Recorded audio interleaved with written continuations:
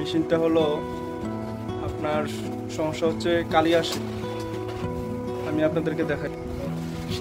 এই যে মেশিনটা 33 AMW, এই যে কালি আসে।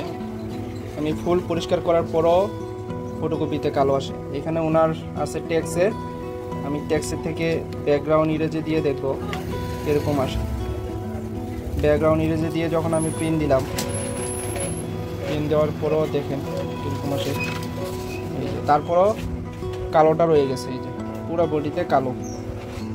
আমি ফুল ওয়াশ করার পরে যখন এই সমস্যাটা হয়, তাইলে আপনি অন্যদিকে না যেয়ে সোজাসুজি আপনি ড্রামে চলে যাবেন। ড্রাম রোলারটা হচ্ছে এইখানে, এই যে ড্রাম রোলার। এইটার কারণে মূলত আপনার ফটোকপিতে এরকম কালো আসে।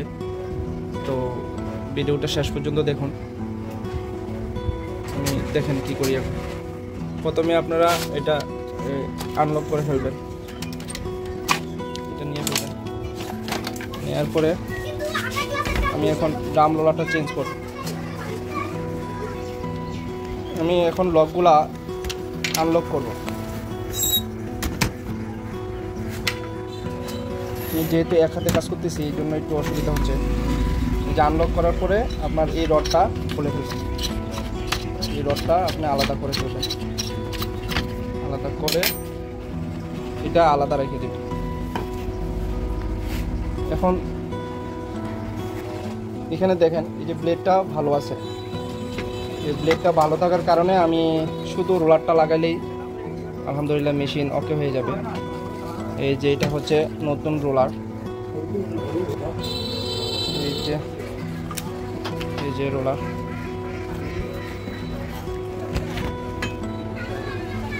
এখন লাগাই দিব, গিয়ারের বরাবর লাগাই দিব।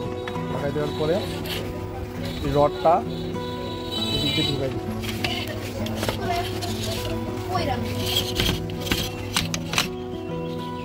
রড ঢুকাই দেওয়ার পরে আপনি যখন একটু ঘুরাবেন, দেখবেন যে অটোমেটিক এটা ঘুরবে।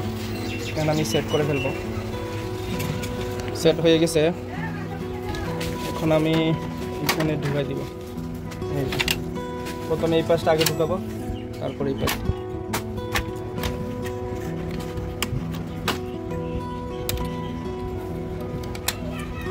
তারপরে জ্যাকটা লাগাই দিব।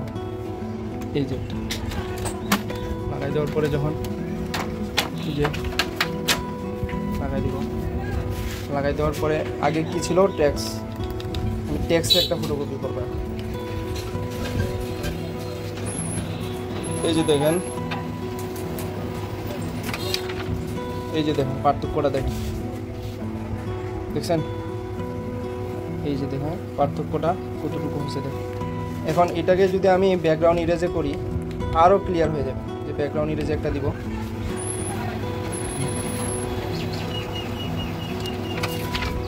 এই যে দেখুন এখানে যে ভাঁজগুলো আছে, অরিজিনালের যে ভাঁজগুলো আছে, এই ভাঁজগুলো সহ আসবে না, এত ক্লিয়ার হবে।